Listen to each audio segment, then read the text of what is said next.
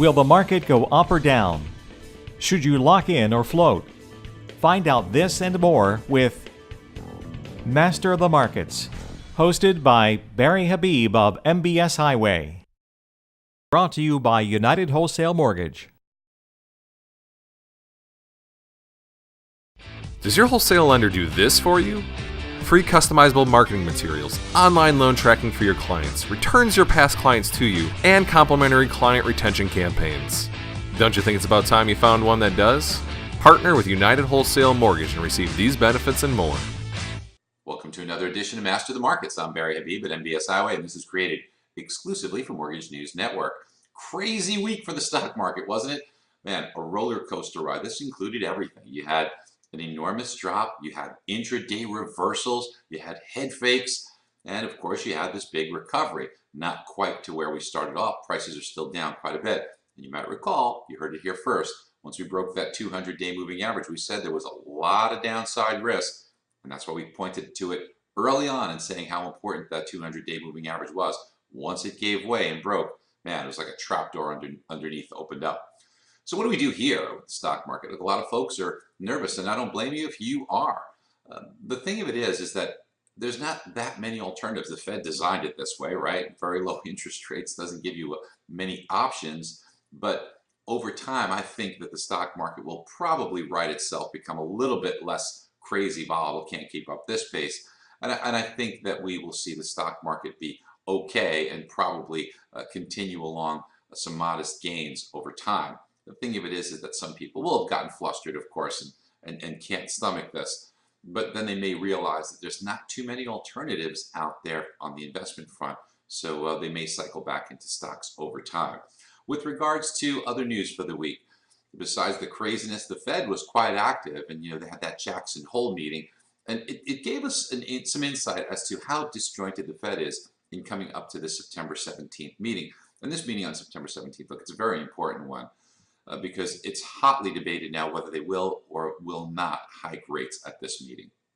And the volatility in the stock market perhaps making some Fed members reconsider. But it'll be interesting by the time the Fed meeting comes up if the stock market will have recovered all of its losses. It's already recovered much of its losses. Now, when we take a look at the Fed, you have people like Narayana Kocherlakota saying, hey, we need QE4. Let's increase quantitative easing. Forget about hiking rates. We need to have more loose monetary policy. Take that as you will. But then we have people like Esther George saying, hey, we are ready. The economy is not in desperate straits. It's been 9 years. We've recovered to some extent. And by the way, we got to look at second quarter GDP last week, and it showed that the economy grew 3.7%. That's a pretty decent number, and maybe it doesn't justify a zero interest rate policy. Now, a lot of that was building of inventory. It wasn't exactly sales, but still, is the economy that flat on its back that we need to be at zero, was her point. So it'll be very interesting and hotly debated, but the Fed will have a couple of important data points, and one is coming up this week on Friday, and that's going to be the jobs report. Every aspect of this report will be scrutinized because it will be the last jobs report that the Fed will see prior to the meeting. And it'll be looking at hourly earnings to see if wages are increasing, causing wage pressure inflation. How many jobs are being created? Is the job market really strong, or is it faltering? So an important report, and I think it will influence the Fed greatly. Now, last week we did get PCE, measures inflation. The Fed likes this measure. I don't know why, because it doesn't include medical insurance costs and it doesn't include housing, two things that I think you and I both feel we need, right? And it showed inflation at 1.2%. So not exactly a level that you'd say inflation is a problem. But right before the Fed meeting on September 16th, you're going to see the CPI, Consumer Price Index. And that's a different measure of inflation. Maybe the Fed doesn't like it as much. I don't know why. But it's, in my opinion, much more accurate. It includes housing as a big part of it. Medical insurance is a big part of it. And a normal basket of goods and services.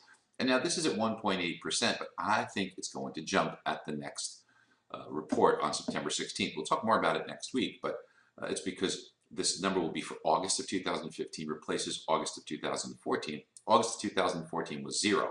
So if this number comes in even with a little bit, 1/10, 2/10, or 3/10, you'll see inflation right around that 2% level that the Fed's been talking about, and it might push their hand to have to hike rates one day before the meeting.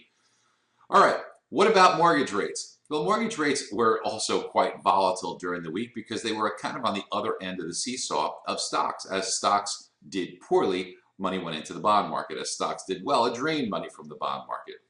So we have a lot to look forward to in the week ahead. I look forward to a calmer week this week than last week. And once again, the key focus for us in our industry is that, boy, housing continues to come in with good, solid, and sustainable numbers. For much of the country, about 5% appreciation. Look, some areas are hotter than others. Some areas may be overheated. However, overall, when you take a look at an overall picture, the housing market pretty steady and pretty healthy. We don't have oversupply, overbuilding, inventory levels are tight. Just take a look at many of the parts of the country. As a matter of fact, Colorado has one of the tightest areas of inventory and their appreciation over 10% per year.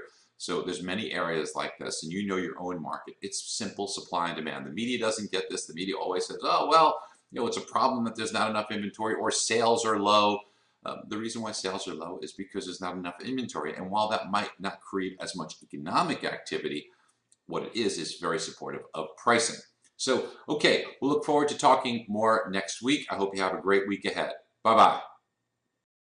Today's Master of the Markets was brought to you by United Wholesale Mortgage.